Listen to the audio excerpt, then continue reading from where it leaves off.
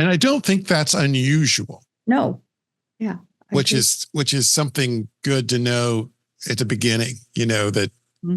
that in the transition, our identity goes up in the air a bit. Or a lot.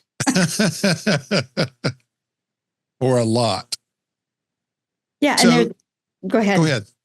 Well, there's ways to help them because we've all been through, the transition as a kid as we're doing that human development thing. But we've been through, most of us, graduating from high school, going out to some vocational school, or maybe you go abroad or college. Then often you meet someone at that stage of life and you're no longer single. So we've all gone through transition and we've been relatively successful.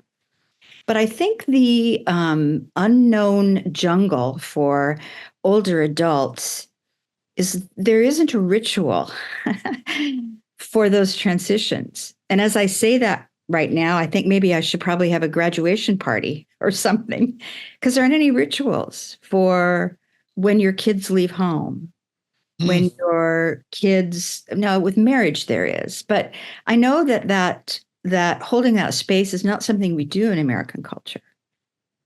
We have a retirement party, but that's not really accurate, right? It's more than that. So hiring a coach, allowing yourself to fully experience the transition, something we can do as a coach is help them think about how to celebrate, how to mark the transition. First of all, to acknowledge it. This is big. This is a huge thing. This is what you've known. Tell me more about who that person is. Let's see let's not go over the top of that. Let's see what's there and where you've been successful because of that.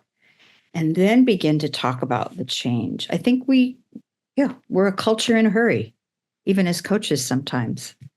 I spent most of 2023 as an interim pastor, not full time. I was still doing my other job as well. I basically had 3 jobs.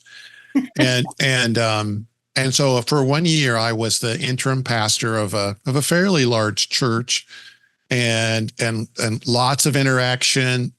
And then one day when it was over, I'm no longer the pastor of that church. I'm also no longer a pastor, and we can semanticize, oh, you're still a pastor or whatever.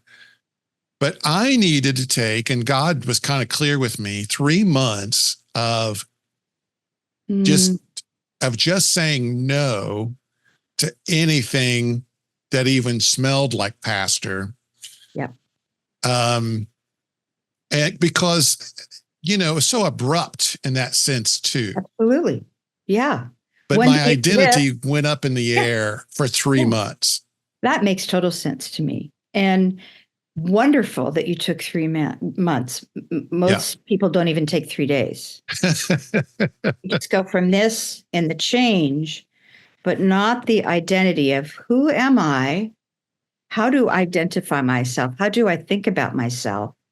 How do I let go? That's another thing. I think that's the first step as we work with our clients or our family members. We have family members who will be going through and have gone through transition. What does that letting go look like? What's scary about that? What's exciting and opportunistic about that? Because the letting go, the trapeze metaphor, is critical. And it is a process. It took me a year just to see I wanted to do that transition, think about how to do it, be sure I wanted to do it. It's a zigzag. You zigzag forward like you're fishtailing with a car. So helping them truly work through the letting go to even get into the transition is, I think, a really important step.